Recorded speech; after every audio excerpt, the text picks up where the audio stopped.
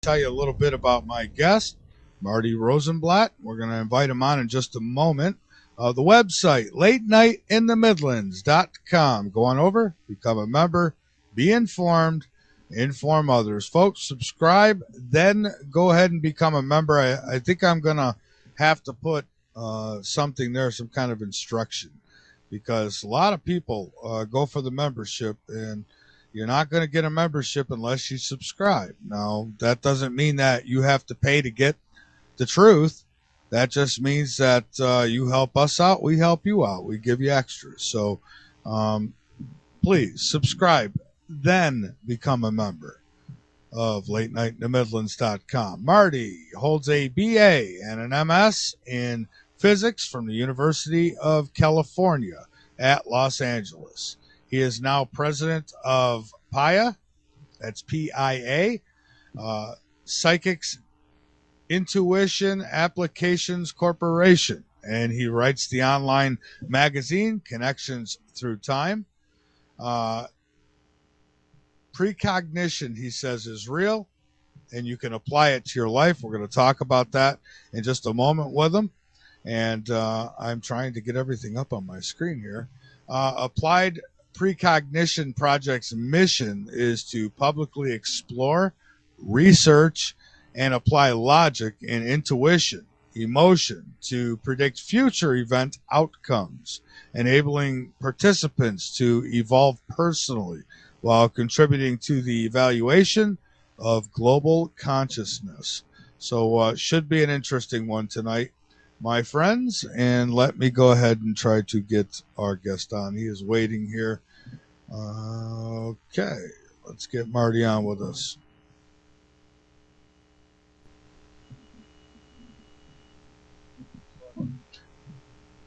Hello, Marty. Yes, I hear you. You hear me okay? I hear you just fine, my friend. Thank you for taking time out to be with us. Okay. Well, it's great to have you here, and very interested in this whole remote viewing. I guess first give a little bit of a background and tell us a little bit about the Precognition Project. Okay. The company that I started with that got into this was actually called Physics Intuition Applications, because it's the physics of time, precognition, being able to get information from the future, that has fascinated me for just so many years. I'm hearing, let's see, I think I must have you on here. I'm hearing some feedback. Let me see if I can. Okay, because I'm not hearing it on my end. Oh, okay. Okay, well then I won't worry about it. As a physicist, the fact that precognition is real, and we can talk a little bit more about that if you want, in terms of the scientific studies and things of that sort. Sure, I want to get into it all, sir. Whatever you could tell us tonight, I'm all ears. Okay, okay. But precognition is in fact real. In fact, many people have had precognitive experiences,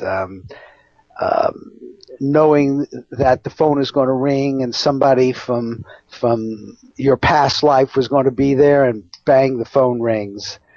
Deja vus, precognitive dreams. Actually, most people have had experiences of one sort or another that would fall into the category of getting information from the future.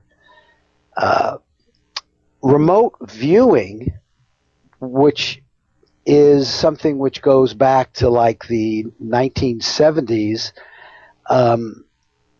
includes getting information from the past, from the present, and from the future. And you touched on that. But right. Yeah. The focus for me and for the Applied Precognition Project is this ability to get information for the future. How can that be possible? The current way of thinking, and in fact most scientists would say that's ridiculous, that's impossible, you're crazy to even be considering such a thing. And the reason they would hold that point of view is because it really does turn on its head this idea of normal cause and effect. All of us live our lives doing certain things and seeing the effect of that go forward in time. Precognition somehow says that you can get information from the future, which is like traveling backwards in time. And you get called crazy if you talk too much like that. And yet there's plenty of evidence that that's true. Now, the scientific experiments go back a long way. There's a guy named Dean Radin that wrote a book, Conscious Universe.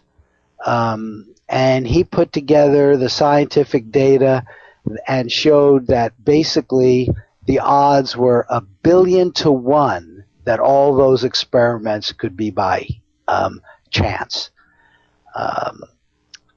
Other experiments to this day are confirming this fact. There's a guy named Daryl Bem from Cornell University. He's a psychologist, and he did a bunch of experiments showing, and he likes to work with students, and he showed that they could tell which, imagine a screen, and a picture is going to be shown on either the left side of the screen or the right side of the screen. They could pick which side of the screen a picture was going to be shown, especially if it was a erotic picture, that they were able to connect up with the future better if it was like an exciting, interesting picture to them. I can go on and on. There have been other experiments where they've used noise, and they've seen the body react. Now, this isn't even conscious. This is unconscious. The body would react like 3 or 4 seconds before a loud noise was played. And I think where a lot of people get stumped, or get stuck, I should say, is that, we're always told that, well, the future hasn't happened yet, so how could you possibly go to it or see it or know anything about it? Because our understanding is that it's the future is determined on our actions now, right? Well, that's the current viewpoint, and what these data are showing is that is a limited point of view. I mean, look, the reality is most of the time that is true, but apparently the reality we live in, the universe we live in, has a broader reality, a bigger reality, and that includes precognition. Yeah. Go ahead.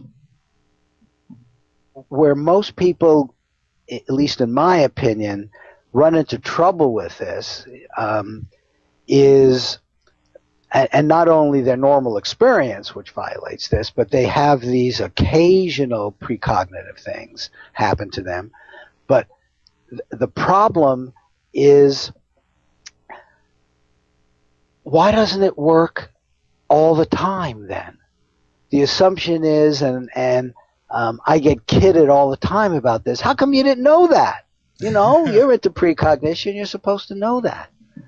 The reality is, it is very complex, and we are really pioneering the knowledge about what all of this is about.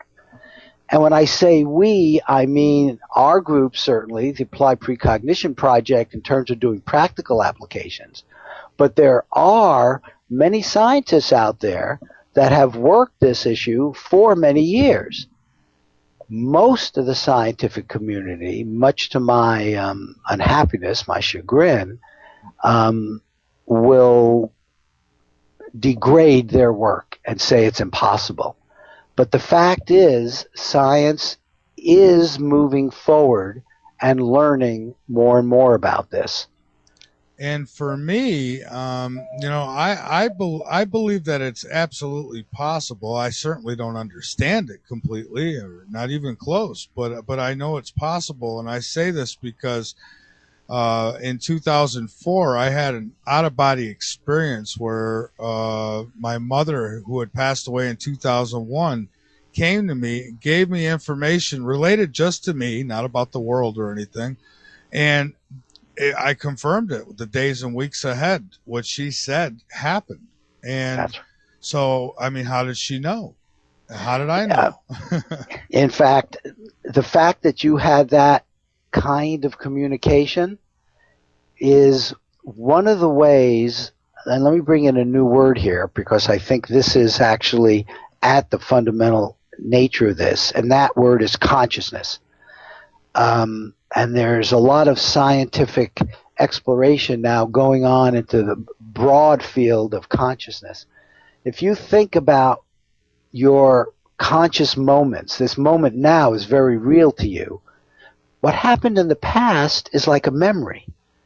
Well, there seems to be something which can be called memory of the future.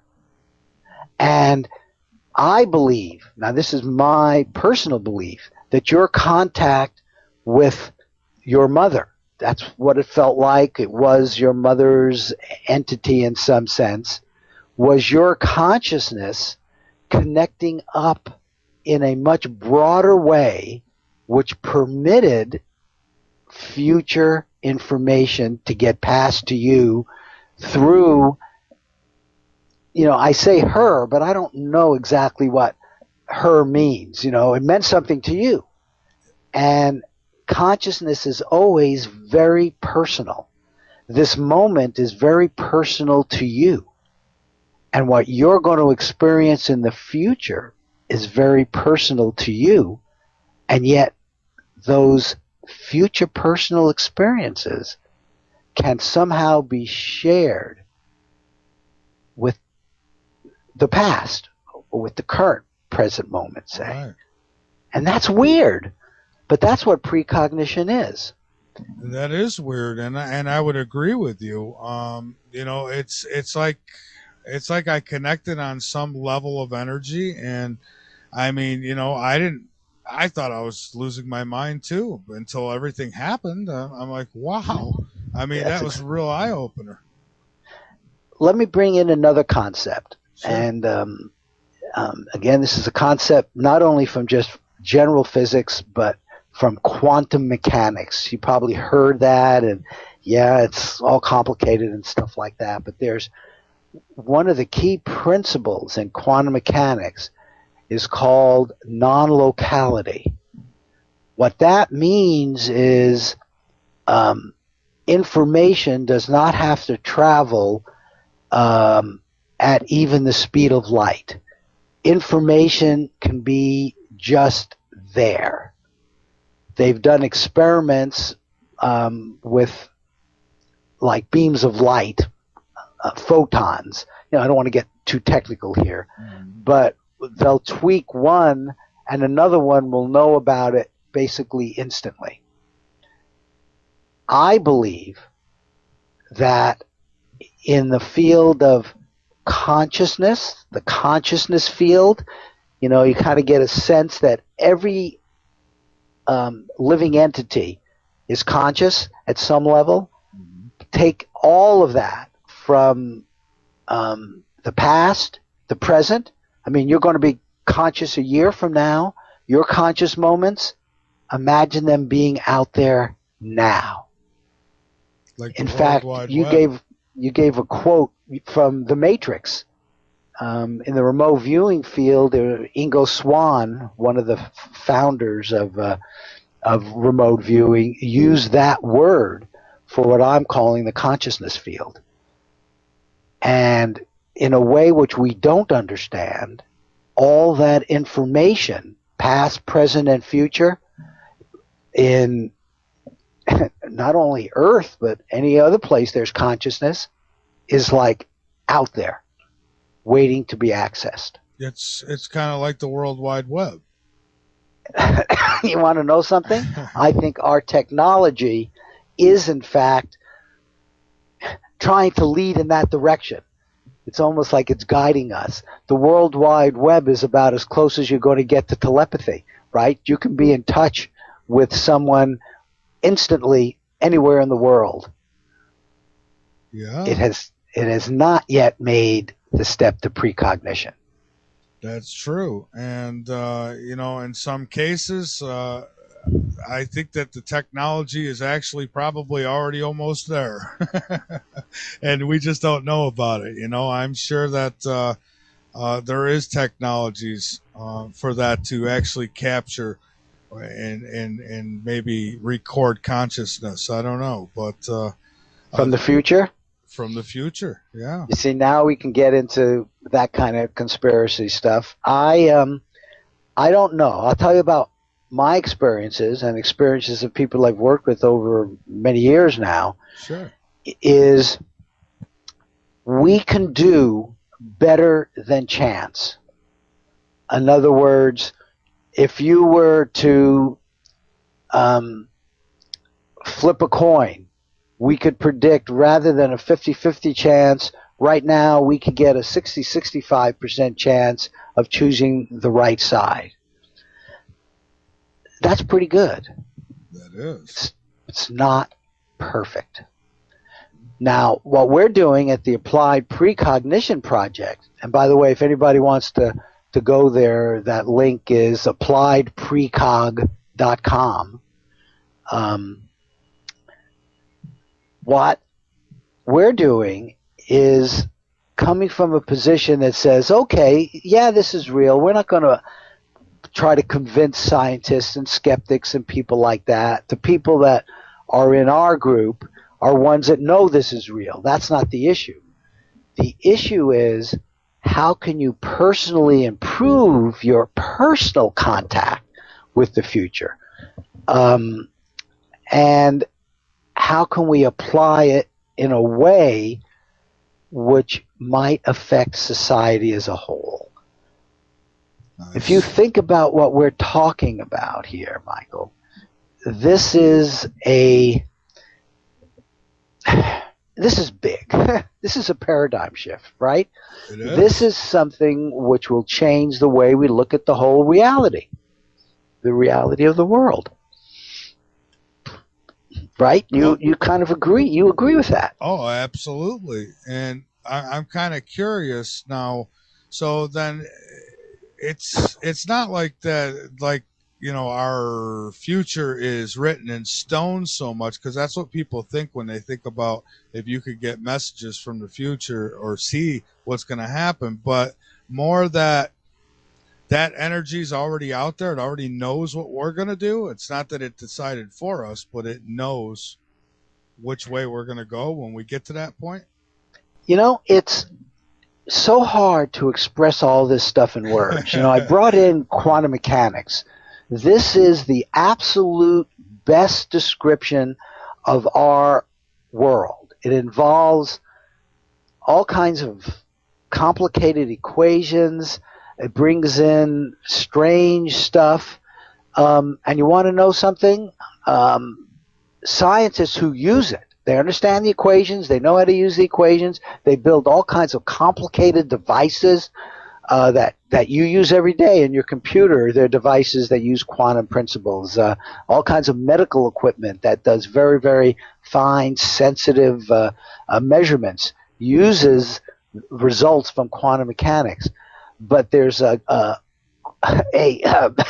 excuse me, Richard Feynman is, he's now dead, but he was at Caltech. He got a Nobel Prize. He's a Nobel laureate. And he said, I think I can safely say nobody understands quantum mechanics. There's stuff that the intellect can't quite get its mind around, if you will.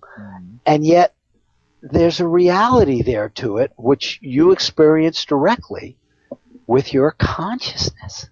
And that's why I could talk about these things with an open mind. And, it's like certain technologies we might use. I may not know exactly how it works, but I know it works and I use it. That's right. And what we're trying to do is get people to realize that we do in fact live in a much more magnificent and mysterious world than we currently view ourselves being in. And frankly, we're going to try to do it, and we are doing it in fact, using, instead of flipping coins, imagine if you were to wager on sports. Imagine if you were to wager in the stock market. You'd be my best friend. Well, you want to know something? I do. I don't want me to be your best friend. Our objective is to get you and your listeners and as many people as possible to do this themselves. Why should we rely on somebody else? This ability to do precognition is a natural capability of the human being. That's why it happens spontaneously so often.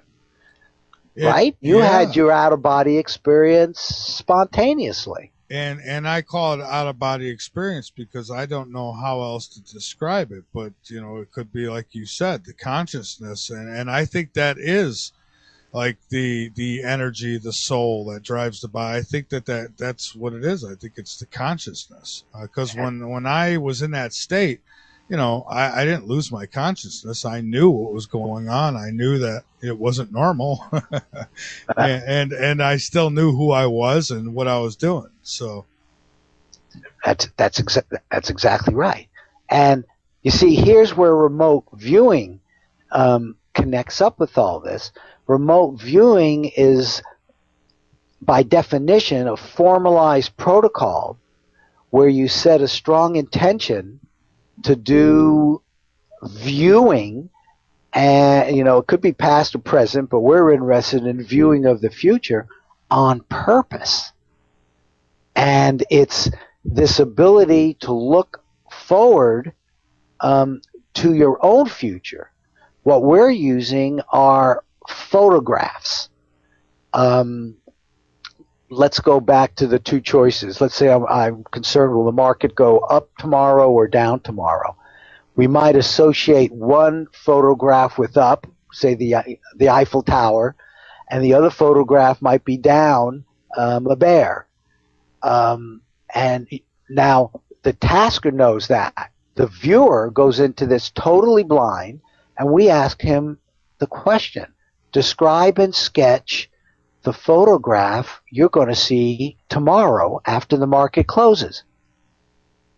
And the viewer gets quiet, basically goes and sets the intellect aside as much as possible, goes into a meditative state, relaxes, breathes deeply, and then at some point in time asks for an image that he's going to see tomorrow.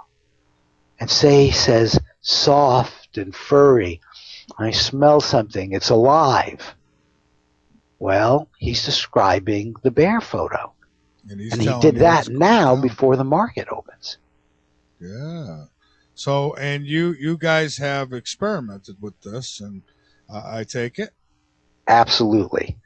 Okay. And that's called, if any of your listeners want to, start looking up things and Google things, that's called associative remote viewing.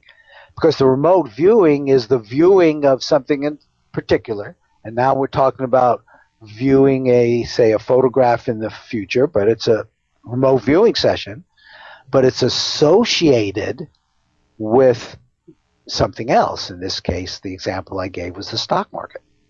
Now, if we could, obviously, most of us, I would assume, would be able to do this if we just knew how to do it, right? So we'd be able to use this in all aspects of our life. Like, say there's a troll who's constantly badgering you online. You'd be able to go maybe and see who it was? Well, you're extending things from what we do, and that's what everybody wants to do. Right. How far can it go? We don't know how far it can go. We're focusing on taking it, what we think is pretty darn far. Being able to just predict a photograph you're going to see in the future. um, that's a lot, It right? is, And that but also is giving us a pretty good application. And it's an application which, again, and this is so important, it doesn't work all the time.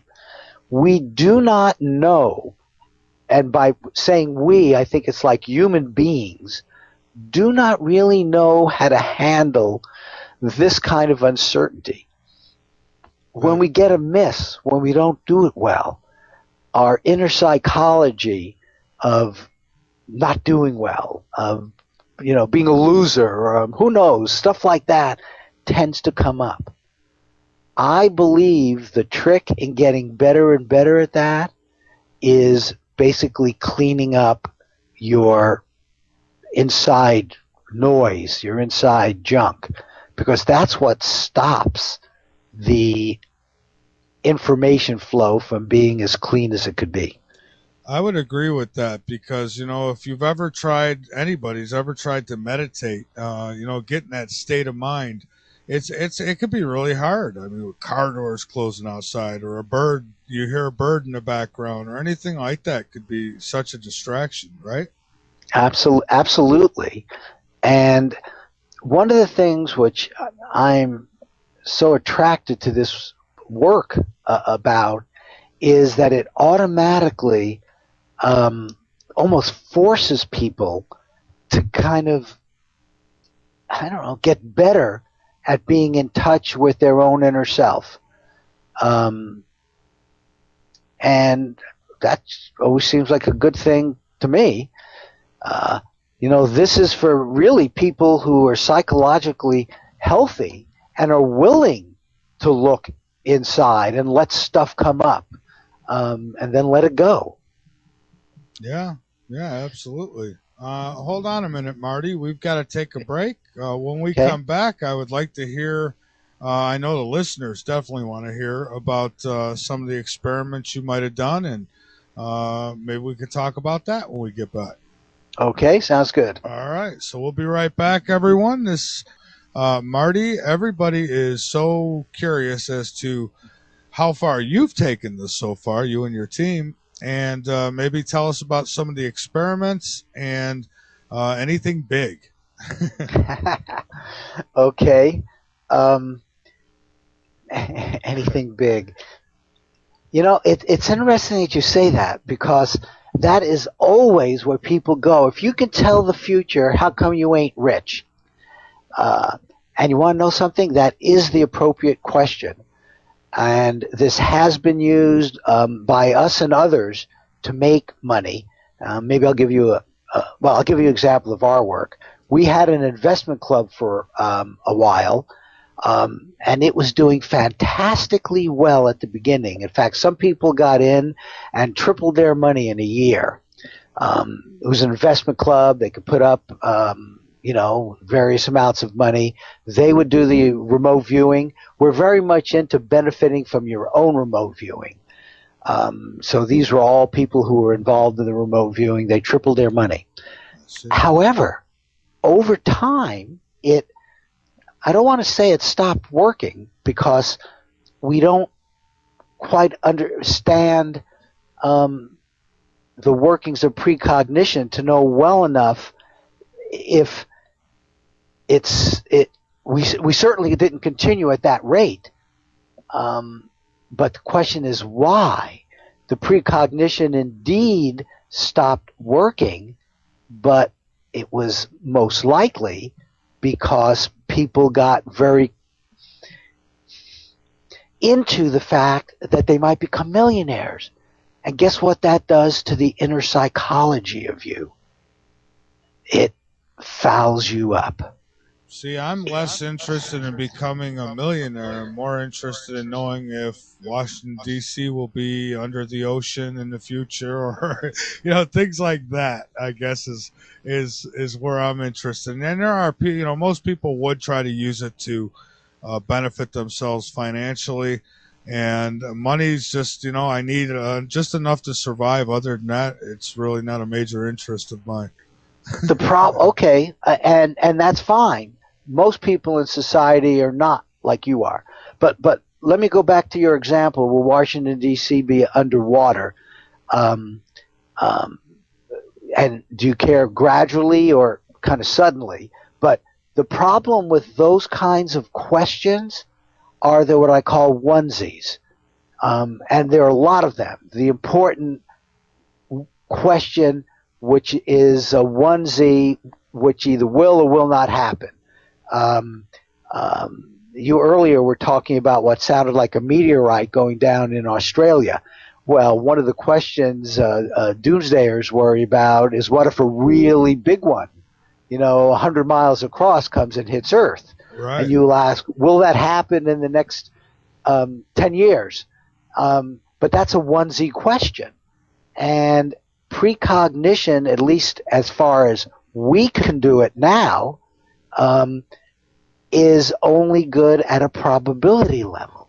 You need to do it over and over again, and you'll find, like currently, we're at about 65%, which again is just another of a long series of experiments that prove there's something going on, but we don't understand it. I see. So yeah. So you wouldn't just go by, well, I remote viewed it once, and that's the answer. So you do this several times.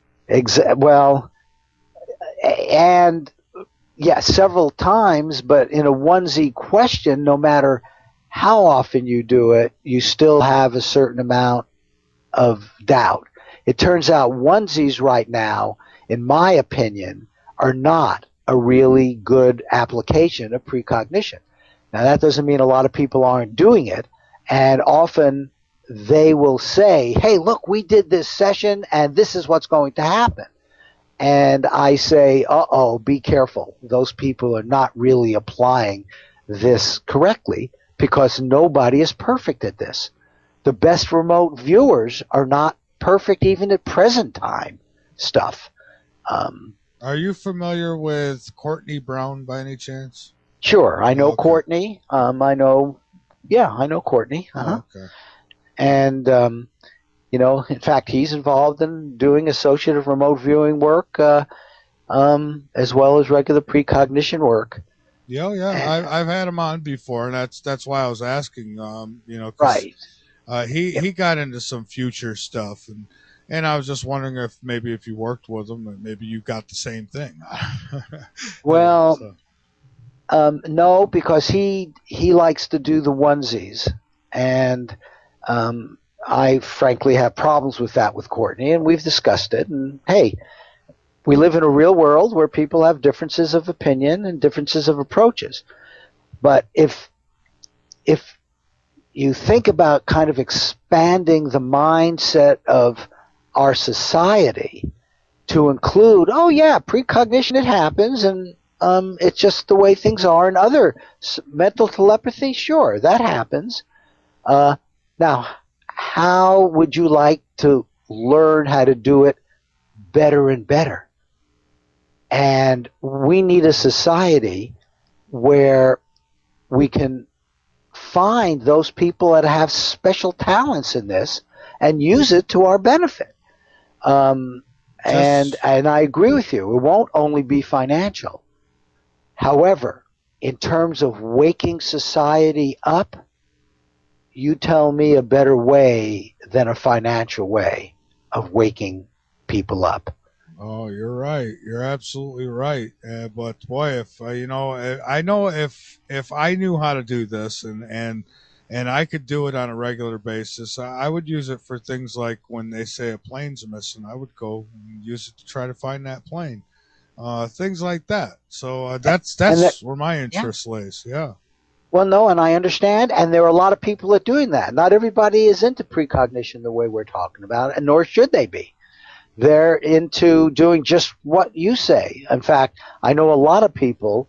I work closely with the psychic Pam Coronado, who her specialty is finding missing persons. Now, she uses remote viewing and other techniques as well. Well, don't get me wrong. I think that I would be tempted at least once to bet on the Super Bowl. I mean, well, but But you see, our interest and the people that are attracted to us are the ones that like doing remote viewing because they like the space that it puts them in. They like connecting with the future, the whole idea of connecting to the future, and they like watching themselves, their own consciousness, as they're doing this because they feel it expands them. And this is something which really the interest is in something you do regularly, something you integrate into your life because, again, you want to be able to do many of these so you can take advantage of this edge, this, say, 10-15% over edge which we have now. But I want you to know we have set as an objective getting up to an 80% success rate in this ARV. It's called binary, two sides, two possibilities, and where it would be normally a 50-50 probability, 50-50 chance. We are working on techniques where we put groups of people on the same prediction, and we're eventually going to get to 80%. I was going to say, what do you think it'll take for mainstream science, which I don't give a whole lot of hoot to, but mainstream science, what do you think it'll take for them to actually take this serious? Well, slowly, very slowly, unfortunately. They are doing it, but in different ways. It turns out consciousness now is a major field of study. The high-tech machines, fMRIs, and others that can look at the brain have made all kinds of connections where they can see the way the brain neurons and stuff like that are configured for one word versus another word. They're beginning to get into consciousness per se. In fact, there was just an article where someone put out the idea that consciousness may be very analogous to a material. Kind of very interesting report. But scientists are looking at consciousness, and precognition is part of that. So they're approaching it, but they won't take on precognition directly until when we get to the 80% level, it's going to attract a lot of attention. There are going to be many, many people who will be involved in making that a reality. We already have a group of people at the Applied Precognition Project, about 100 people. Okay, actually over 100 people. And these are people who are involved in doing sessions. Now, some of them are more active than others, but we're about actually making predictions and keeping scientific records. And as we do that, and as we get more and more successful, as we attract more and more people,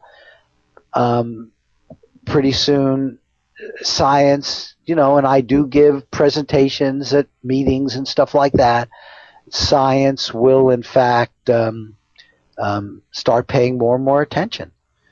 In a sense, you think back, the military was actually experimenting with this, and I've talked to some folks who say that the military had a good hold on this. They were, and I'm sure they still use it.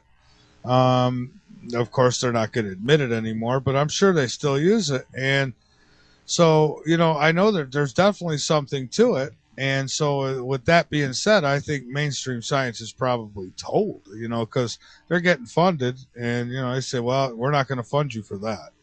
So they can't take it serious. The government has sort of turned its back on this. Whether or not they're doing it in the black world, I certainly hope they are. But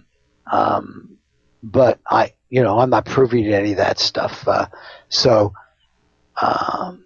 Right. But the way society is going to get turned is simply by more and more people getting involved and more people wanting to understand the details. We're giving a workshop and a webinar in Las Vegas in June. turns out the workshop is essentially sold out. But the webinar, and we have some great speakers. If you know Joe Courtney, you probably know Joe McMonagle, at least of him. He's one of the great military remote viewers. Dean Radin, the guy who wrote Conscious Universe, is going to be on. Skip Atwater, who headed the Army unit of remote viewing at Fort Meade, is one of the webinar speakers. What about Major Ed Dames? What's your thoughts on him? He's like one of the I remember listening to him on the Art Bell show years ago. Right. He has the nickname of Dr. Doom. He's one of those, uses his remote viewing. As I understand it, and I've actually seen some stuff on his website, he's actually a very good teacher. However, for one reason or another, he tends to go and get results which tend to predict the end of the earth or something close to that. And guess what? He's been wrong many, many times. But, I just don't want to, he's out there. He was certainly part of the Fort Meade program, and each of us has to take a look at what he puts out there, but each of us has to remember, and if your audience goes away with one thing, please go away with remote viewing, whether it's past, present, or future, is not perfect. And we all have to learn, and our society has to learn how to live with that.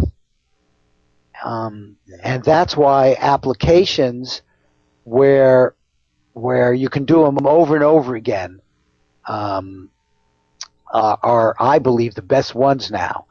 If we ever get to the point where remote viewing, precognition are up at the 90% level, then maybe you could take real action. I mean, if you're going to predict an earthquake, I happen to live in the Los Angeles area, you're going to predict an earthquake in Los Angeles, and I felt the people who were doing it were 90% accurate, I'd like to get out of here.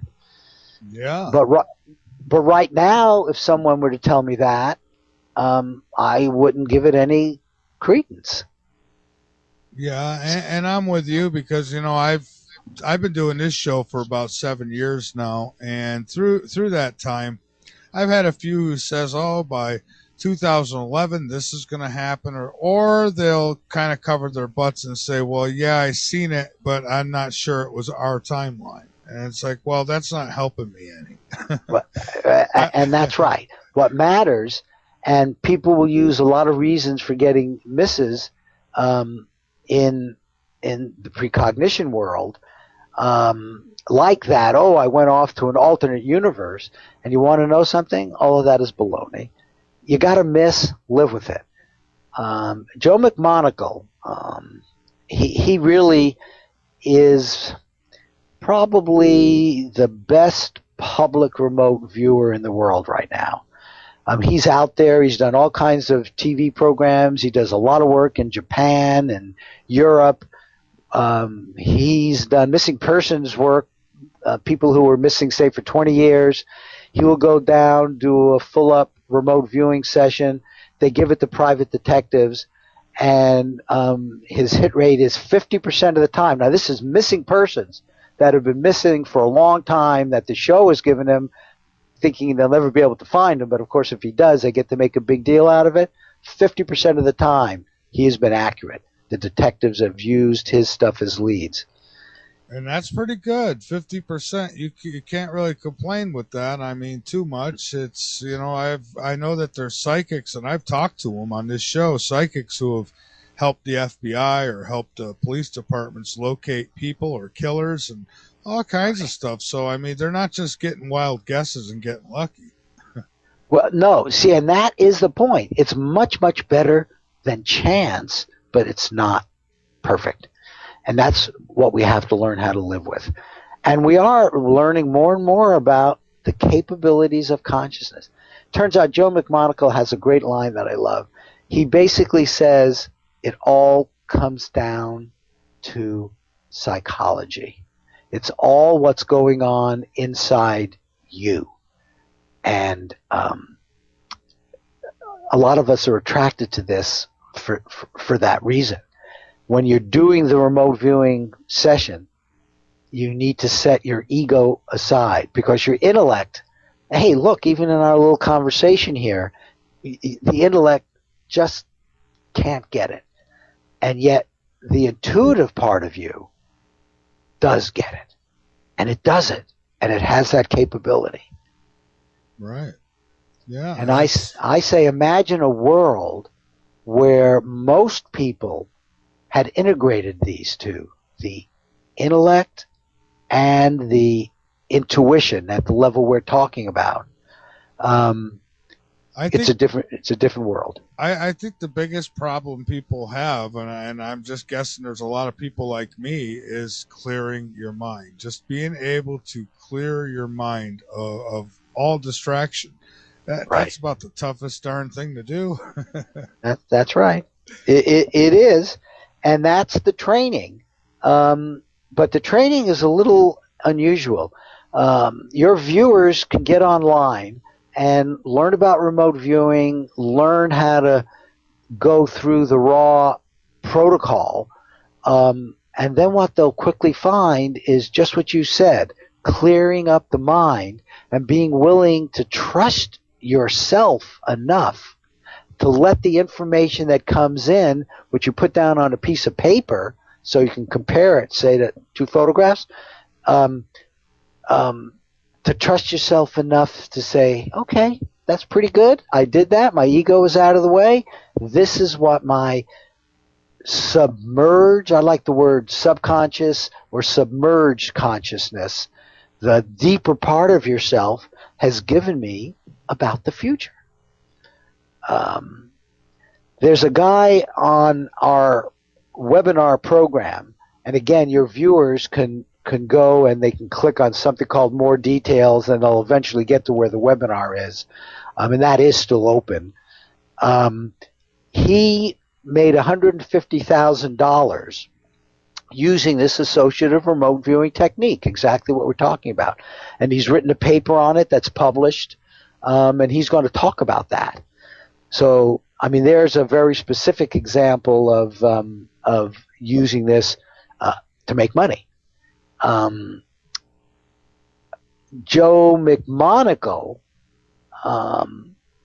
actually is just now getting into the wagering world. For most of his career, he just refused to spend any of his energy on that.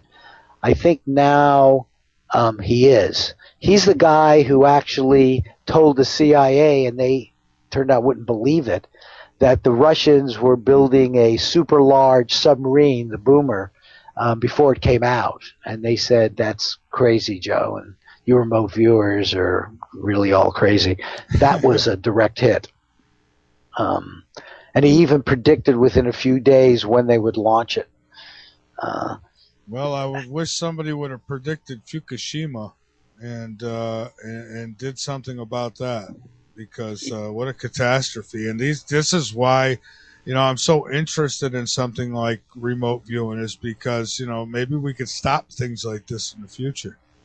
Well, someday it may get that accurate. I'd like to believe, in fact, my sense is it will. I don't believe it'll ever be 100%, just because we are human beings. But maybe with group processes, you're getting a bunch of people going after the same prediction, you might be able to get darn close. But first, we've got to change the mindset of society. And that's what we're doing. And we have groups set up now where we are, the latest is we're going into Forex. Do you know anything about Forex, foreign exchange? No, not too much, but you can go ahead. Okay. Let me just tell you a little bit about it, just because it's even broader than the stock market. Okay. It's, hey, if you go to Europe, you have to turn in your U.S. dollars for Euro dollars, right? Right. Well, you have to pay a certain rate for that. Well, that rate is really determined more by big business and banks who are doing business both in the U.S. and in Europe. And so that is a floating market, just like a stock. Well, we have now taken on going with Forex, wagering in that market in a public way. And we're doing that so that a year from now, we will be able to show that we can get a 70 or 80% hit rate. That, I believe, will make an impact on society. This is really the current approach the Applied Precognition Project has taken to affect and improve both personal consciousness as well as global consciousness. That's amazing. Yeah, that's very amazing. That's interesting stuff. It's I'll tell you, boy, I just to be able to do it even on a small level, think about how it can affect a person's life. Just, I mean, you know, you hear these stories about people who they had the green light, and they're coming up on it, and something told them to stop, and they stopped, and here's this car that just whips by through the red light, you know? That's right. Yeah. If people are interested, hey, including you, go to that appliedprecog.com website, and there's a tab there called Contact. And you can contact us if you're interested in not only learning more. Again, the people we are interested in working with are not the ones who are looky-loos. You know, we'll share information, and we're happy to do all that. But we're really interested in people that want to incorporate this into their lives, who actually want to do it, improve their own capabilities, because we're very big on tracking how you do. And as you track how you do, you will almost naturally get better because you watch what works and what doesn't work. Yeah, absolutely. Absolutely. We're up on another break, Marty. So, Marty, so you do teach this, right? Yes. In fact, we're having a workshop, one for an intro workshop as well as an advanced workshop in Las Vegas in June. It's basically sold out. There might be 2 spots left in the intro. However, there's a lot can be learned through the webinar, which people can do from their home. And if you go to appliedprecog.com, you'll see the speakers. And that will be a way of beginning to learn. So, yes, we teach this. We're also great believers in learn by doing. There's another place you can go that I recommend, and that's IRVA, IRVA.org. IRVA stands for International Remote Viewing Association.org, and they have a tab there someplace on remote viewing and how to do it. And you can get the basics. It's not like the basic protocol is at all really difficult, because what you're doing is opening yourself up to your own subconscious, to your own deep, I use the word subconscious. Some people use higher self.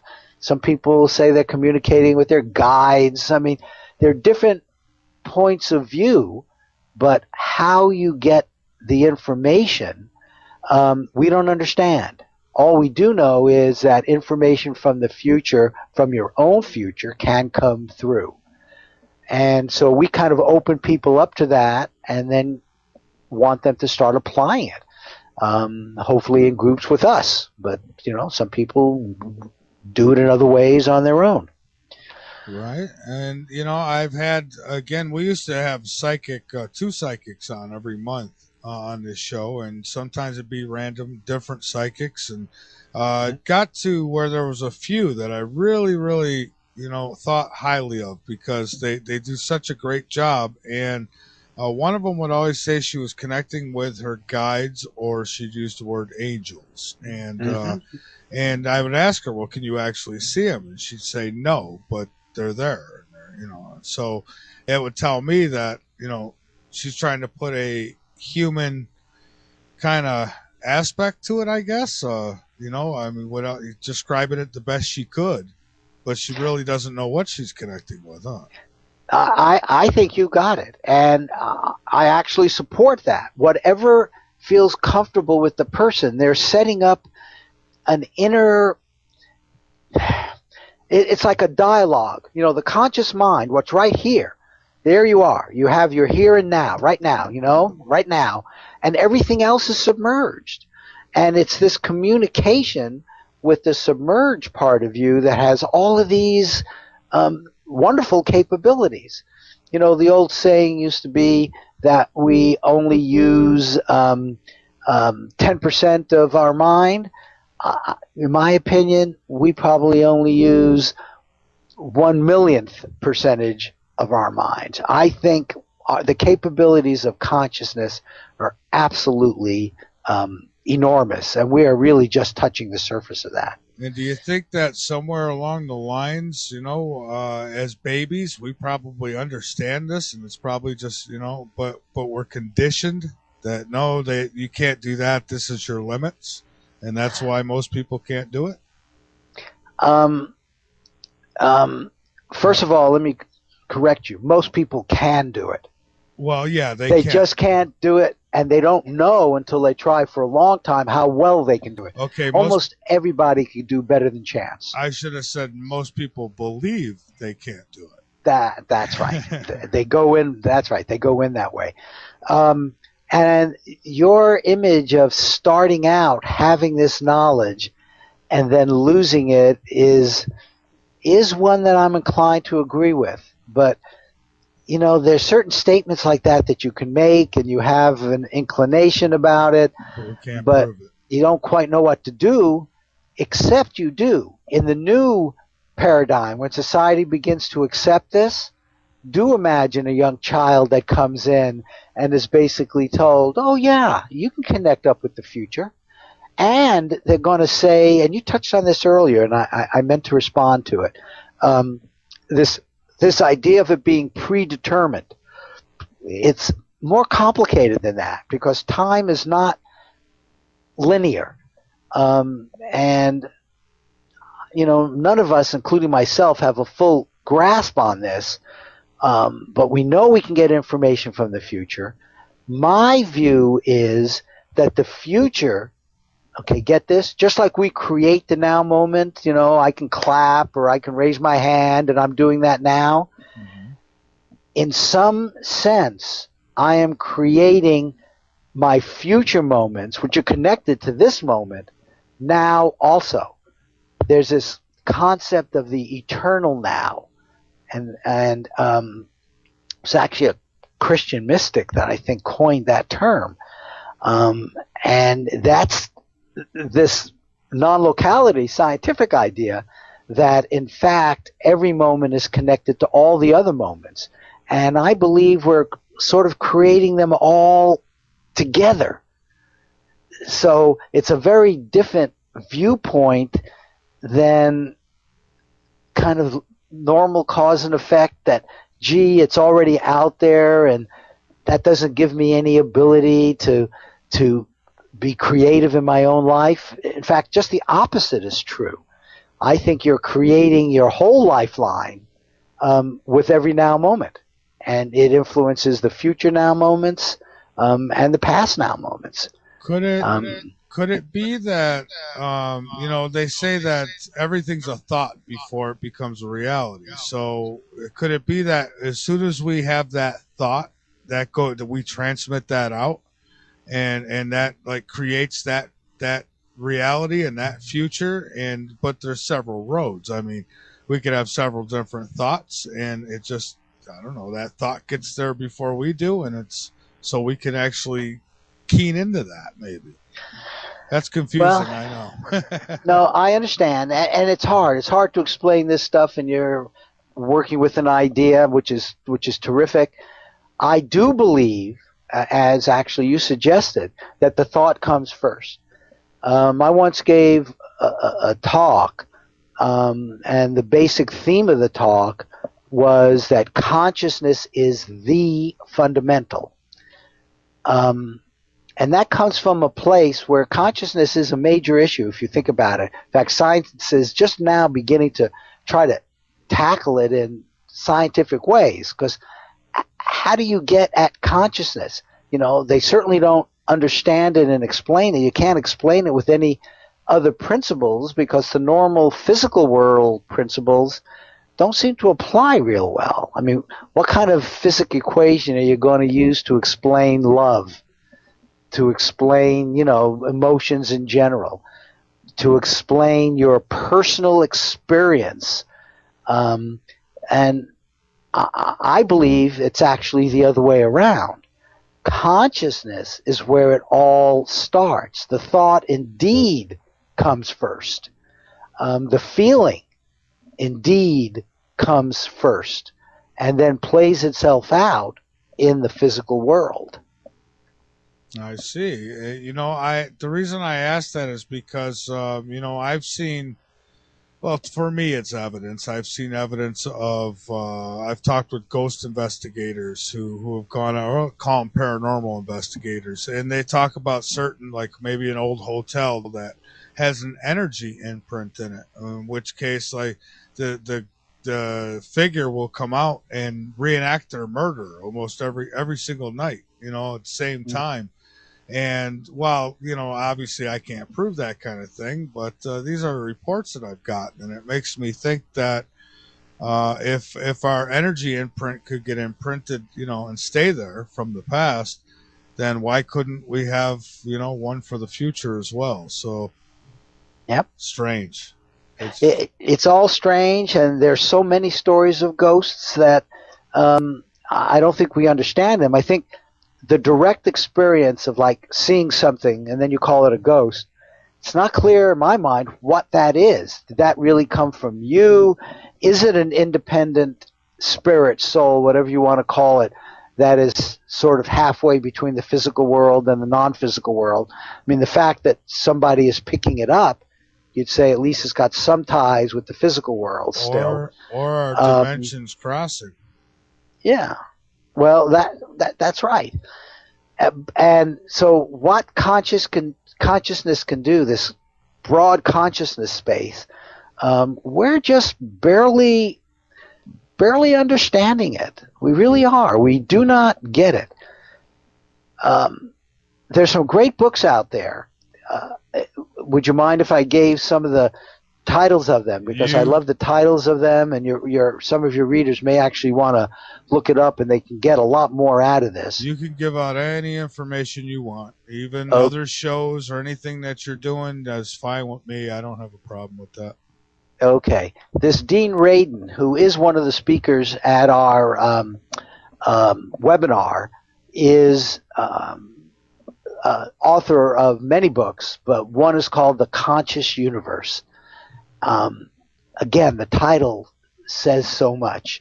Again, that consciousness is maybe the fundamental thing going on in the universe, and the physical universe that we see is something which consciousness put together. I would never deny the objective universe that we have an awful lot of agreement on. Frankly, mostly we have agreements about the conscious universe, about the objective part of it, but there's a deeper reality too. And then there's a book, and I love this title too. In fact, this is why I'm choosing this book out of so many. Limitless Mind by Russell Targ. Russell Targ was at Stanford Research Institute, and he worked with these military guys. He worked with Hal Puthoff, and they did, back in the 70s and beyond, a lot of the original remote viewing work. And Limitless Mind is one of his books. And then there's a Stephen Schwartz, Opening to the Infinite. Again, you get the feeling that people that are in this area have all basically get this sense, and you can't be doing this for too long, and then seeing it yourself. what better proof is there than when you do something yourself? You know it now. You've experienced it. And then they start writing books like this, Opening to the Infinite. Yeah. And then Skip Atwater, he was the guy who ran the military remote viewing unit. I guess I said this at Fort Meade for the Army during the years when they were active. And he wrote a book, which I think is wonderful too, Captain of My Ship, Master of My Soul. Basically taking charge of your own consciousness reality. That would be like a personal evolving. I mean, just right? That's exactly right. And that's what that book is all about, how remote viewing can sort of participate in that. But again, it all comes from the point of view of taking personal responsibility. There are teachers out there, and, you know, I like to think of myself as one, but the main thing we can teach is after you get the preliminaries, after you learn some of the protocols, you get the information, you talk to people, it gets down to the inner work. You have to do it yourself. We can only teach so much. I see. And I have a question from the chat, and it's one of those biggies, I think. So he says, Mike, could you ask the guest if he has remote viewed Mars, and has he seen anything there, like life or structures? If you haven't, is anybody who you're been in contact with who remote views, have they passed on any information? I have not, but the person who I believe did this first, big time, is Joe McMoneagle. And Joe McMoneagle viewed Mars, and I want to make sure I get this right, as part of a viewing he did for Hal Puthoff at SRI, Stanford Research Institute. There are actually some videos out there on it. Joe has written about it in his book. He'll be delighted to talk about it during the workshop and in the webinar. He's got his own topic, but he always leaves lots of time for questions, so that question can come up. But he was told blind, given coordinates, which were coordinates on Mars, and he saw a civilization millions and millions of years old, and the remnants, he saw a pyramidal type shape, and a face at those coordinates. And that has actually become very controversial, but the answer to the question is Joe McMoneagle. Look him up, and if you put in Joe McMoneagle and Mars, I'm sure you'll come up with a lot more information. Yeah, I'm going to have to look that up myself, because I have a huge interest, not just in Mars, but the solar system, the galaxy, the universe. I want to know what's going on out there, like we all do. So, but Mars, definitely a big interest there. You know, they plan on in 2025, they're recruiting people who want to go on a one-way trip. And, you know, I kind of joke around sometimes and say I wouldn't go, because you just don't know what you're heading to. They might already have something set up for you up there. Well, I don't believe that. I do believe there was life. Now they've shown there's water, and it's hard for me to ever imagine a place where there's water where there isn't life. Thank you. I said the same thing. I mean, I think now, just maybe so you don't go too far with what I said, the kind of life I'm talking about now would be microbial kinds of life forms. Oh, sure, and that'd be huge too. I'll take that. Yeah. Okay.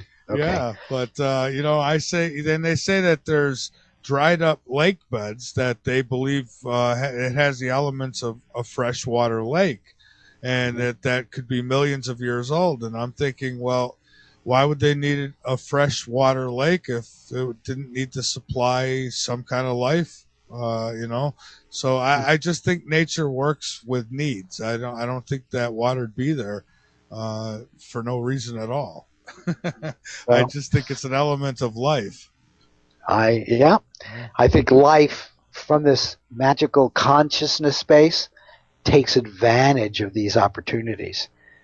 It has fun with it. It's very creative. I think the whole thing about the universe comes down to creativity, and consciousness likes to be creative. Yeah, and there's some intelligence. I don't want to get all into the Yep. religious aspects and all that, but I mean, there really is. There's some intelligence behind it all, and people who can't see that, I just don't understand how their mind's wired.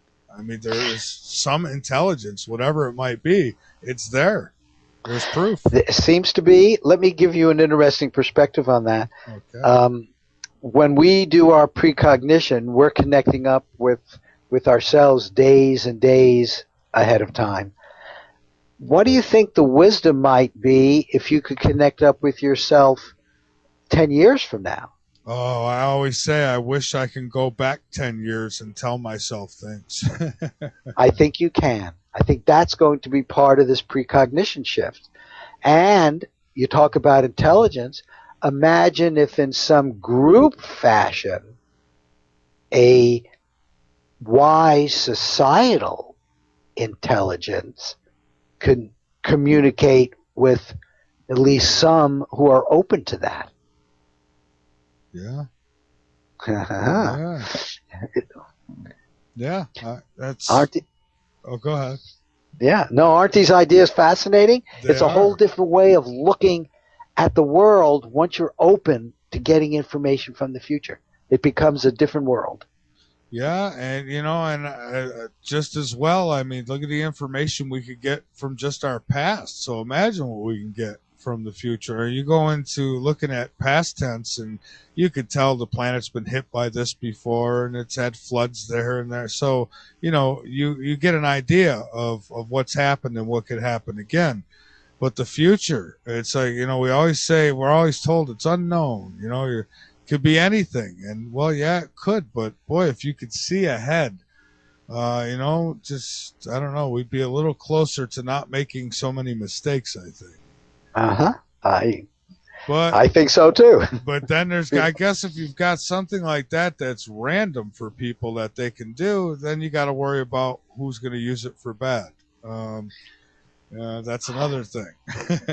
I'm an optimist and mostly see the glass half full and the good in people. I do believe if you think about what's involved in doing this kind of precognitive work, it really involves getting kind of deep into yourself, and a deep enough part that I really believe it's mostly going to be a real positive. It's just like naturally positive. All the people I've seen that are into it tend to get this spiritual feeling, deep spiritual feeling. However, I just have to also be a realist and say, yes, I am sure there'll be people out there that most of the rest of us will say, hey, that's really not you shouldn't be doing that, and they'll do it anyway. Right, but at the same time, you make a good point too. And if somebody's got evil intentions, then how could they possibly clear their mind good enough to do this? That I think that's going to be a big factor. I really do. Mm-hmm. Yeah, I do too. Well, Marty, what else, if anything, would you like to touch on before we're done here tonight? I'm going to give you the floor. Anything you'd like to plug, websites or anything like that? By all means, please go ahead. Okay, well, yeah, I really would encourage, if this has resonated with anyone of your viewers, really do go to appliedprecog.com and, nose around a little bit. You'll be able, with some links, to find the webinar, which is still open, which you can see these great speakers that we have from your home computer. That's the big thing which I would like to push. I'd love to get us known all over the world in terms of our objectives and in terms of the information And these speakers, you just could not find a better cast of speakers than what we have here with Skip Atwater, Joe McMonagle, Dean Radin, this Greg Kolaziski. We all call him Greg K because we can't pronounce his last name, but he's the guy who had a project that made $150,000, and that's what he's going to talk about. Joe will be talking about how to improve your remote viewing skills and things of that sort. So I guess that would be the main thing I'd like to plug. Go to the website, take a look, get onto the webinar, and there is a contact tab. If there are any questions that you would like to ask for more information, feel free to put them in that contact form. Could people suggest things to you with the comments? Can they suggest, can you look into something or other? And do you plan on doing that sometime in the future, maybe, where you maybe give the answers on the website to what you found? Well, they can do that. I happen to be a pretty good email person, and as long as it, is reasonable, I'd like it to be relevant to this subject. Right. But yeah, sure, let them do it. Go for it. But it's not like I'm not the one to find a missing person. However, I would refer them to somebody, so I could do that sort of thing. Oh, okay, great. And we've got a caller here, too. We've got Dr. Michael Nuccitelli. Welcome aboard, Doctor. Oh, good evening. Hopefully I'm not too late because I had a couple questions for Mr. Rosenblatt, if that's okay. Sure. Yes, good evening, sir, and very fascinating what you're talking about. I am a forensic psychologist by trade. My training is in psychology. But I have an incredible interest in anything ranging from quantum mechanics to all the way to things that deal with paranormal psychology. My first question has to do with when you're talking about precognition. Everything that I have studied and essentially that I subscribe to relates to Carl Jung, and I'm sure you're familiar with synchronicity. Absolutely, yeah. Mm-hmm. Okay, how would you, in relationship, please educate me on how you would view synchronicity in relationship and precognition, because that's where I'm having a difficult time understanding. Well, first of all, I want you to know I have a very good friend who is a Jungian psychotherapist. Actually teaches other ones, so I do know, and we talk a lot about this. And I finally got her to agree, and that what Jung called the collective unconscious was basically what we're calling the subconscious, and the all of that is very much the same. Jung got it very much the same way we have it. Synchronicity sort of looks like unintentional coincidences, and precognition, hey, almost all the skeptics will call it chance. They would probably be happy to call it synchronicity. Jung, at least according to my friend, would have actually been willing to say there was more to it, that the collective right, and not to interrupt because I would love, and prior to his death, I mean, God, I wish he was still here. He would definitely be more in line to your vision, how you see things, as opposed to the very staunch, rigid scientific assumptions. Can I say something here really quick? Doc, this is amazing because I want to tell you what I've been doing about the last 6-7 minutes of talking with Marty. I've been thinking in my mind, Dr. Nooch call. Dr. Nooch, I'm not kidding you. And here you are. Well, there you go. There's synchronicity right there. But, I mean, if you could, because it really fascinates me what you're talking about. And I am strongly Jungian to the point I consider myself a Jungian groupie. Everything I study and have said, my constructs, which are deal with more in the forensic realm, where it's called like Predator, not even close to what you're doing. I'm staying between the ears, which is the dark side of human consciousness.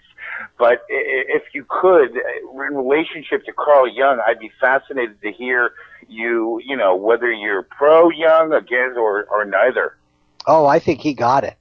the more I talk to, as I said, my friend, he has it very much the same way we do. In fact, she still tried to explain to me things that, she thinks he went even further than I'm able to understand now. So, and I'm always willing to listen to anybody who, can teach me things. So his point of view seems to be very in line with the point of view I put out here today. Oh, well, yeah, I mean, and based on my extensive ad nauseum research and everything I've concluded, which it's going to take me my entire life to even come close to understanding, Gustav is very close. And for me, it's trying to understand with my construct of eye predator as well as dark psychology. They're both steeped in, essentially, without getting esoteric, is trying to understand, obviously, human consciousness, which, for the listeners and for you, Miss, I don't know if you ever watched, it was a series back from 2011 called Close to the Truth, which is absolutely fascinating to me. But for me, it's understanding the dark side of human consciousness, whether religious people would call it evil, forensic psychiatrists would call it psychopathy, sociopathy, whatever it may be. But for me, it's trying to understand those realms of the dark side of human consciousness, and what does that mean? Well, you see, what you're getting at is the way we get into that is when you mention the word money, you immediately get all kinds of entanglements, and some people go to their darker side. Anybody who's got a lot of money is evil. They must have gotten it in terrible ways. I don't want to be like that. I think some people who do remote viewing, I've seen people get the wrong answer with such fidelity. It's like they did it on purpose, but it was the wrong answer, the wrong picture, a picture they never saw. And it's like their subconscious was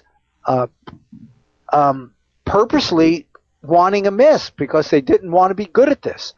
And I believe the work that needs to be done, and having someone like you do it on themselves would be fascinating, because you would have different kind of insights into your own psyche. But the work that needs to be done is delving into the psyche and finding out where both the noise comes from, and my belief, these things are difficult to prove, but my belief is sometimes not only noise, but actually purposeful blocks to doing precognition. And some of that may very well come from when you're a child told, that's crazy, the thing that you just said you saw was going to happen, that's crazy, don't do that. I'm sure a lot of kids get turned off at very young ages. But if Michael, and if you have to go, please let me know. It's just what Mr. Rosenblatt is speaking. Doc, I am so fine. I was hoping you'd call in because I knew you'd have some good questions, and I knew that you'd be interested. So go ahead if it's okay with Marty. Michael, you realize that you were precognitive there. You sensed his call. I did. That we're having now. I really did. And you said you were thinking about it. So that's a kind of precognition. Yeah. I really was. I was thinking, I just opened my email, and I was going to send Dr. Nooch a message and say, you might want to get in on this one. And here he is. Yeah, I'm glad. Unfortunately, the downside of Mr. Rosenblatt is that for me, it just opened areas of my mind that it just opens up 10,000 more questions. So, but Mr. Rosenblatt, yes. If you may, what is your definition of a precognition? Well, I don't have it in front of me. Let me give you this one because it popped in, something like this. It's gathering information from the future using techniques that are not accepted by society. Okay. Yes. How do you like that one? I'm open to, because once again, my passion in life is to try to, before I drop dead, is to be able to contribute back to, to society, a small understanding of the dark side of human consciousness. Because that's everything that I study, and particularly with us now living in the information age and cyberspace, Not to go into my construct, is that I see the veil of anonymity and all the not to say metaphysical, but just the realms of cyberspace are leading many people down dark roads that although we're occurring pre-information age, seem to be more robust and accelerating, not to sound fatalistic. But if we take your definition of precognition and I use my forensic understanding of what is considered modus operandi, if my modus operandi, my motivation, okay, is steeped in malevolence, whether it be sexual deviance, as you brought up, let's say personal financial gain, money, whatever that may be, does that impact my capacity for precognition or distort it in some way?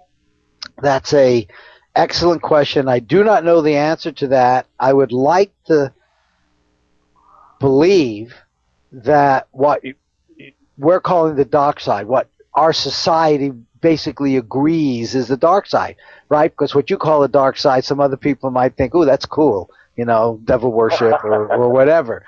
But as a society, we have a pretty good agreement about what we would consider to be evil. And I think those are natural blocks to precognition. I may or may not be right on that. Okay, what would be when you say natural blocks? Because for me, I look to try to understand the dark side of human consciousness. I'm open to looking. I'm into what's called dimensionality, as Dr. James Fallon talks about when he addresses psychopathy. That everything, whether it's malevolence or benevolence, is on a continuum, ranging from mild to severe. Or so I look at the dark side. If somebody subscribes to religious dogma, I'm willing to look at it from evil's standpoint and entities. Or if we want to be evolutionary biologists, I'm also willing to look at it in relationship to being, Homo sapiens, social pack animals, and it's all related to, survival, so forth and so on. But that being said, when you're talking on precognition, I also try to understand it from both those realms. But for me, and this is where my selfishness comes in, into understanding the dark side of human consciousness, it's trying to understand where does precognition, if in fact this is, real, where would it fit? Okay, let me give you a connection which just popped into my mind in terms of why the precognition, precognition is just the way the universe works. It allows it. It permits it. Just like it permits meteors and stuff like that. It's just something that's out there. But one of the things which seems very clear from all the work that has been done is the ego, what we call, the personality ego. I think Jung used that word as well. The ego isn't that very strongly connected to the dark side of the personality, where precognition seems to come from something which is more universal somehow. To do good remote viewing, forget even precognition, obviously related, but to do good remote viewing, you need to set aside your personal ego and let the information come from a higher source, a deeper source, a wider source, a guide, whatever word you use, but it's not your ego. Correct. And I don't know if and I'm sure you're very familiar, but that would be where I would see it as the collective unconscious, Exactly. Carl Jung, and the collective unconscious. Exactly. And so that is, but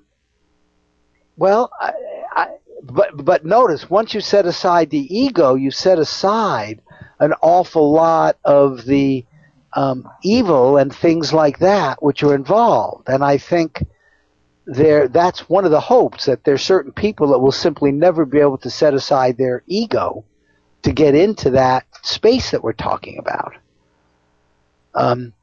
But how? Yeah, okay. I'm not even sure I'm quite getting at your question. I mean, precognition is just real. It's just as real as the fact that I can experience a sound, a smell. That's real. I know it's real because I have a first-hand subjective experience of it. And I've had a first-hand subjective experience of precognition, as many people have, when they put down on a sheet of paper an exact image or a very good representation of an image of something they're not going to see until the future, and it wasn't even chosen until after they did it. They get the direct knowledge that this is real. Now, when you say real, Mr. Real, your definition of real as it relates to precognition is real is, and forgive me because you go into places, I fear going to, not fear in a bad way, but in a very good way, because what you're talking about, I will be up until 3 o'clock this morning. I'll have to go to your website. I'll have to watch YouTube videos. I'll have to go back to Young to try to just fit so I can wake up tomorrow and move on with my life. But when you say real, are you saying real in what? That there is a physiological mechanism or a combination of places within the body, or real as in, what is when you say real, what does that mean? It means it actually happens. It's a capability of human beings. I'll even go further, since you mentioned physiology. I happen to believe the reality of precognition, and perhaps even consciousness itself, is connected to microtubules. Do you know what microtubules? I've been studying microtubules. Okay. And all them quantum, Okay, exactly. And the microtubules are small enough in the human nervous system that they allow this non-locality idea, which is what connects us with space and time, past, present, future, all space and time, to happen. And just as an aside, because I love this, paramecium that are alive don't have a nervous system. They have microtubules, and they're clearly alive. They are conscious. They react. Now I'm going to even take this one step further without explanation, because I have no proof of this. But I believe there's something called zero-point energy fields. It has to do with the fact that there is no such thing as a pure vacuum. As you get smaller and smaller and smaller and smaller, and you get down to the quantum smallness, 10 to the minus 38 or something like that, there's still, but there's still energy. And it's from there that consciousness space, which I believe is fundamental, comes up and interacts with physical space. Now, that's a theory of mine. I've actually put it out there. You can't prove something like that.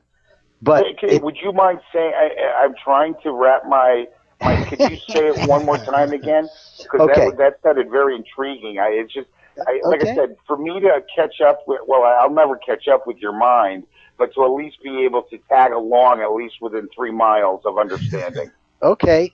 There's a whole separate concept in it comes from quantum mechanics, which is not debated. So let me just tell you that concept, make sure you understand that.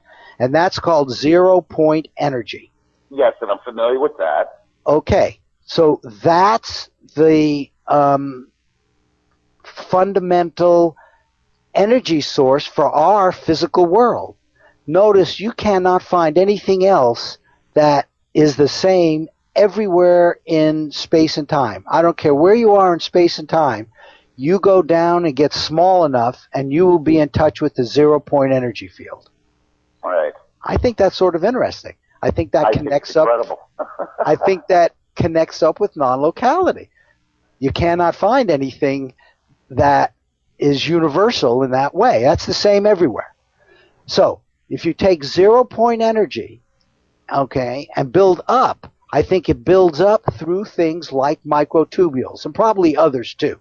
Microtubules are getting a lot of attention now, but the consciousness field, which, remember, I believe it is the most fundamental thing. Now, how do I know that? I don't know that. I postulate that based on everything I see. Consciousness is more fundamental than the physical world. The physical world comes from like a consciousness space, which I know very little about. I believe that consciousness space, the collective unconscious, and I think the Greeks thought about that as well, the idea that ideas are more fundamental than the physical world. That space connects up with the physical world through 0-point energy. That is wow. amazing. I'm glad you called, Doc. Michael, this is good. I'm sorry? I said, I'm glad you called because I'm telling you, I'm learning. I'm learning here. I love it. May I ask one more question? Sure. Okay. So, all right. Precognition, okay, in relationship to intuition, are they, because I try to understand, once again, it's all about learning about the dark side of human consciousness, and I say that ad nauseum because it's just my passion to try to be able to understand even a microtubule of understanding the dark side, because to me, the dark side of human consciousness, if we just go straight evolutionary biology, okay, seems to me very much in the face of, being a social species, being a group. It's just anti-survival, it just, the dark side, to me has no relevance other than if we look at Darwinian culling of the herd per se. This is ingrained in us genetically. But for me, it's trying to understand. That doesn't make sense to me. I'm also, once again, I'm open to religious dogma. But quite frankly, I don't believe there are divine evil entities that are engaging in, inspiring us or leading us down to the dark side. So for me, it's trying to understand human consciousness.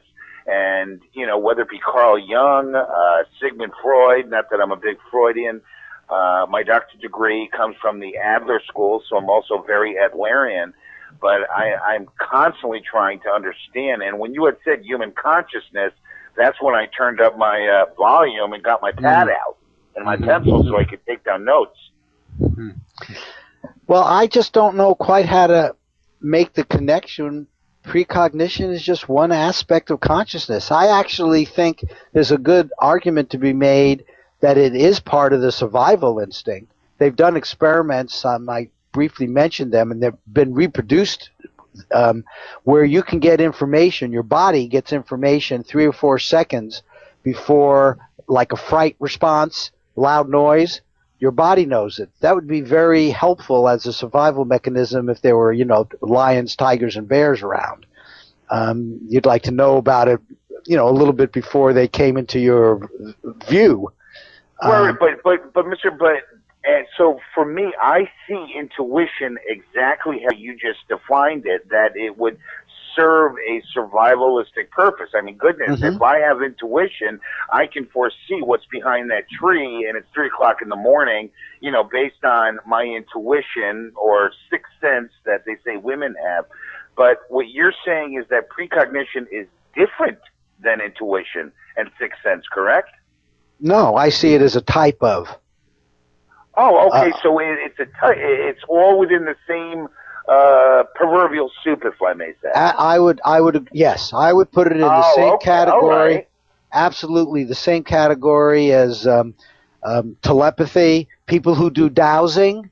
I think that's a type of intuition and precognition. Look, I'll give you another definition of precognition intuition. It's stuff that comes from your submerged consciousness, the collective unconsciousness. It's that stuff. And precognition is just one of many. It's right up there with telepathy. Yeah, and not to disagree with you, I see precognition as more, at least to me personally, I don't see precognition in the same ballpark as telepathy. Everything I've studied about telepathy to me is, I see precognition as far more, far more to me, as far more valid than telepathy. Because to me, precognition, if in fact it really does exist, I see it as being truly related to, on a sheer biological basis, it's survival of the species. It's good for me if I could, which I can't, but it would be good for me if I could access my precognition's capacity, because it all falls into my capacity to survive and to, adapt to my environment. Right. Right. Yeah, I agree with that totally. Most people see telepathy with an image of more like radio waves. I happen to think it's more like precognition. It just happens to be present time over space with somebody else's consciousness. But precognition is different. And one of the reasons I focus on precognition is because it totally shakes up the paradigm, cause-effect normal paradigm that we live in. And it opens up things like the collective unconsciousness throughout space and time. I think that's incredible. I think it's well, I'm going to let you guys go so you can talk, because I could be asking you questions all evening. The only recommendation in the future is part of your discussions in the future, for those of us Jungian groupies out there, is, present Carl Jung a little bit in relationship to precognition, because now that I've had the ability, to call in, and thank you, Michael, now I understand better your presentation of what precognition is. I can see it now more from, not to say psychiatric, because I see Jung as a philosopher, but now I can understand it far better. Well, I have a suggestion for Michael and you. Why don't you put together a program? Apparently, multiple of us can be on Skype at the same time, with a bunch of Jungians, and I'll be happy to join you, and let's talk about that in those terms. In fact, with a little luck, I can get my friend to join us. Great. That would be great. Well, thank you, gentlemen, and please come back on, because I will certainly tune in to listen. Yeah. Okay. All right. Well, Doc, nice talking to you. Yeah. Thanks for the call. I do appreciate it. All right. Thank you. All right. Have a good one. And Marty, I'll definitely put that together. I was going to actually suggest to you that anybody within your group that you work with, if they're all welcome on the show. I mean, this has been fascinating, a fascinating topic, and just wonderful. I mean, okay, I'm glad you enjoyed it, and I want you to know I enjoyed it as well. And your openness was wonderful. It made it really easy to talk to you about, so it was great. Well, thank you, Marty. And again, the websites real quick, if you don't mind. Yes, Applied Precog.com, APPLIED PRECOG.com.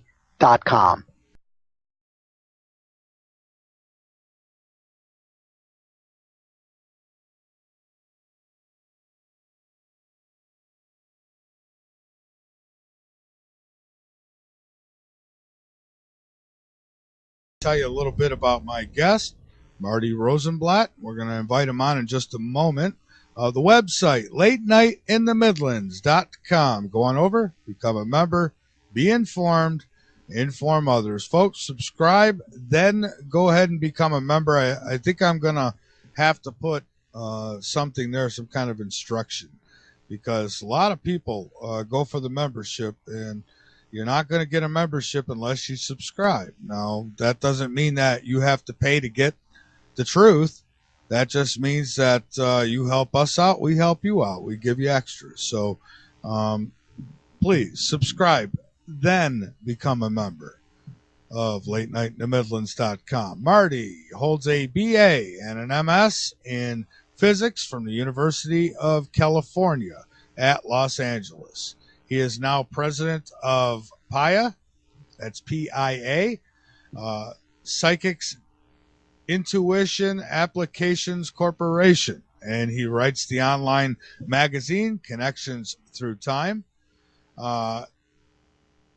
Precognition, he says, is real, and you can apply it to your life. We're going to talk about that in just a moment with him. And I'm trying to get everything up on my screen here. Applied Precognition Project's mission is to publicly explore, research, and apply logic and intuition, emotion to predict future event outcomes, enabling participants to evolve personally while contributing to the evaluation of global consciousness. So should be an interesting one tonight, my friends. And let me go ahead and try to get our guest on. He is waiting here. Okay. That is true. But apparently the reality we live in, the universe we live in, has a broader reality, a bigger reality. And that includes precognition. Yeah. Where most people, at least in my opinion, run into trouble with this is, and not only their normal experience, which violates this, but they have these occasional precognitive things happen to them. But the problem is, why doesn't it work all the time then? The assumption is, and I get kidded all the time about this, how come you didn't know that? You know, you're into precognition, you're supposed to know that. The reality is, it is very complex, and we are really pioneering the knowledge about what all of this is about. And when I say we, I mean our group, certainly, the Applied Precognition Project, in terms of doing practical applications. But there are many scientists out there that have worked this issue for many years. Most of the scientific community, much to my unhappiness, my chagrin, will degrade their work and say it's impossible. But the fact is, science is moving forward and learning more and more about this. And for me, I believe that it's absolutely possible. I certainly don't understand it completely, or not even close, but I know it's possible. And I say this because, let's get Marty on with us.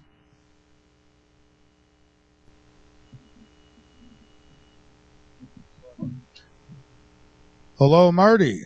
Yes, I hear you. You hear me okay? I hear you just fine, my friend. Thank you for taking time out to be with us.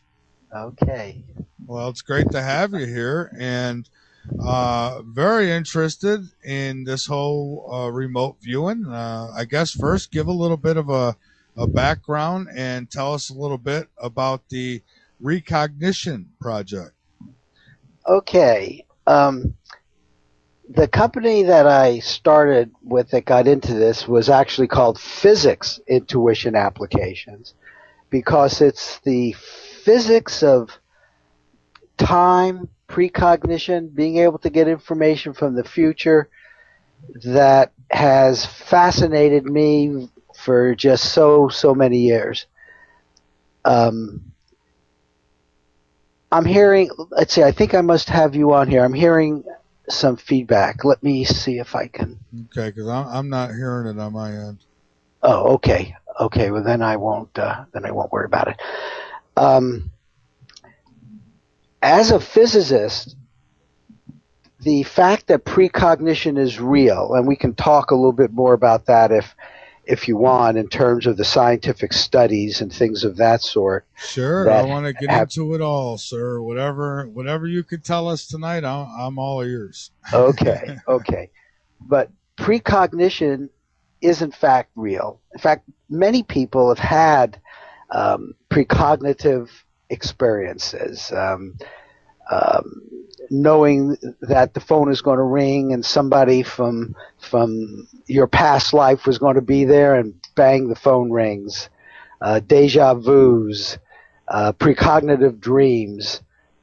Actually, most people have had experiences of one sort or another that would fall into the category of getting information from the future. Remote viewing, which is something which goes back to like the 1970s, includes getting information from the past, from the present, and from the future. And you touched on that. But right. Yeah. the focus for me and for the Applied Precognition Project is this ability to get information for the future. How can that be possible? The current way of thinking, and in fact most scientists would say that's ridiculous, that's impossible, you're crazy to even be considering such a thing. And the reason they would hold that point of view is because it really does turn on its head this idea of normal cause and effect. All of us live our lives doing certain things and seeing the effect of that go forward in time. Precognition somehow says that you can get information from the future, which is like traveling backwards in time. And you get called crazy if you talk too much like that. And yet there's plenty of evidence that that's true. Now, the scientific experiments go back a long way. There's a guy named Dean Radin that wrote a book, Conscious Universe. And he put together the scientific data and showed that basically the odds were 1 billion to 1 that all those experiments could be by chance. Other experiments to this day are confirming this fact. There's a guy named Darrell Bem from Cornell University. He's a psychologist, and he did a bunch of experiments showing, and he likes to work with students, and he showed that they could tell which, imagine a screen, and a picture is going to be shown on either the left side of the screen or the right side of the screen. They could pick which side of the screen a picture was going to be shown, especially if it was a erotic picture, that they were able to connect up with the future better if it was like an exciting, interesting picture to them. I can go on and on. There have been other experiments where they've used noise, and they've seen the body react. Now, this isn't even conscious. This is unconscious. The body would react like 3 or 4 seconds before a loud noise was played.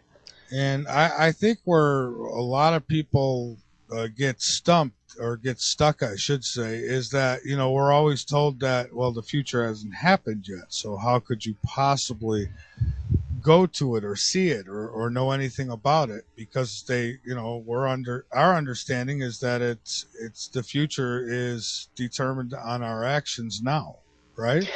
Well, that's the current viewpoint, and what these data are showing is that is a limited point of view. I mean, look, the reality is most of the time